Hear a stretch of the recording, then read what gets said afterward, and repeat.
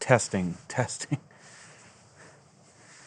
Hi. So, I'm back, and I can hear myself, and there is maybe a couple wavelengths delay between my speaking and me hearing it, so it's not real time. But yeah, this is a LUT test, but I wanted to try the audio as well. I tried a little bit of audio tests myself, but we're going to do it here outdoors. Not the most ideal conditions. It's windy. I don't really have a dead cat or anything. I just have the built-in Rode windscreen on it. And it's screwed together with my new screw that Rode sent me. I emailed them and I said, hey, I'm missing a screw and I don't know what size it is to Google. I've Googled Rode screw and I never get a size about what kind it is. And could you guys help me, point me in the direction, show me where on the store it is so I can buy some? And they said, oh, we'll be happy to send you some screws if it's out of warranty. And if it's in warranty, and I knew it was not in warranty.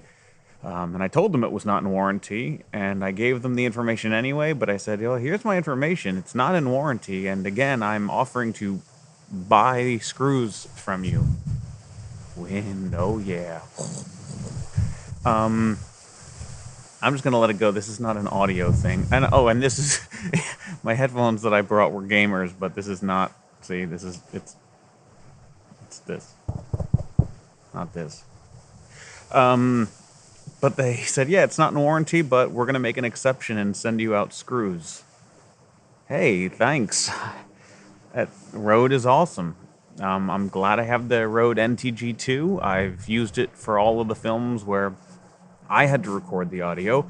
I've worked with other films where they had their own sound equipment, and I'm not sure what they used exactly, but it might have been Sennheiser or something, but I like my Rode, so...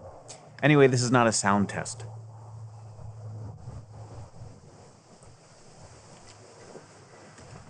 This is me filming at the cloud white balance, right?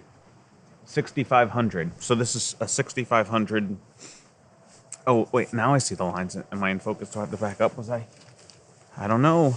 This dang monitor, it's too small. I can't see if I'm in focus or not. Okay. Oh. Oh, I see the mic. I see the mic a tiny bit. I still see the mic a tiny bit. It's good enough. So this is a LUT test. I'm recording with the white balance, as I said.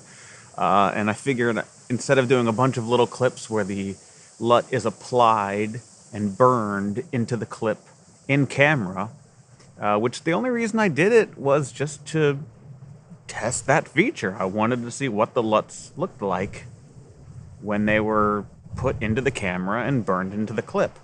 Also, I was curious that some of these clips were not, some of these LUTs were not made for the black magic. In my research, it needs 16, 30, 16, I forgot what the other one is, and 33. 16, 33, and I don't know if there's one in the middle or one below 16. And it had to be under 1.5 megabytes. And I thought there were LUTs that were 16 by 16 by 16, and they were like 753K, and I loaded them into the Blackmagic, and it didn't work. And in that LUTS program, it looked like, in the information, I took the LUTs that came with this camera, and I exported them out to my computer and brought them into LUTS to see what LUTS had to say about them. Lattice. And I think the Blackmagic camera LUTs said Resolve, while these other ones, the ones that didn't work, said Resolve Legacy. So maybe I didn't need to convert them to 64. I didn't need to convert them to 33 if they were at 16 or whatever. I just needed to switch it from Resolve to Resolve Legacy. So I'll play around with that too. But Anyway, I just wanted to see how those would work after they were converted to work on the camera, how they would look on the camera. I don't know what converting from 16 to 32 would do, what 64 to 32 would do. So those were all just those tests. But now I'm going to take this one clip, and as I speak, I'm just going to start throwing on LUT after LUT after LUT so we can see different looks in post. And maybe I'll try it at 100%, and then one time at like 50%. We'll see. And yeah, this is going to be a big learning curve for me, all of this this new way of recording, because I come from a GH4 previously that just shot H.264. It eventually came out with a Vlog upgrade for $99, and I considered it, but after some research, the conclusion seemed to be Vlog is not going to really do much on a camera that only records 8-bit color anyway. So, GH4 with 8-bit, the Vlog isn't really going to do much. It helped it a little bit, but then it seemed to give you other negatives. There were positives with it, but it came with those negative trade-offs. And I'm like, I don't want to spend $99 to gain something, but then have more difficulty somewhere else. I don't need that nonsense. For $99 in the upgrade process, you can't just email me the code that I just digitally plug in. You have to give me a physical card. It's ridiculous. I'm not doing that. So I waited, and the GH5 came out, but I continued to wait because I was liking what I was getting with my camera. I was messing with all the settings in the GH4, and I ended up just trying to make the footage look as good as possible in camera, because I wasn't liking any of the results. Maybe it was my workflow, I was doing something wrong. I didn't like the results using Cinelike D and then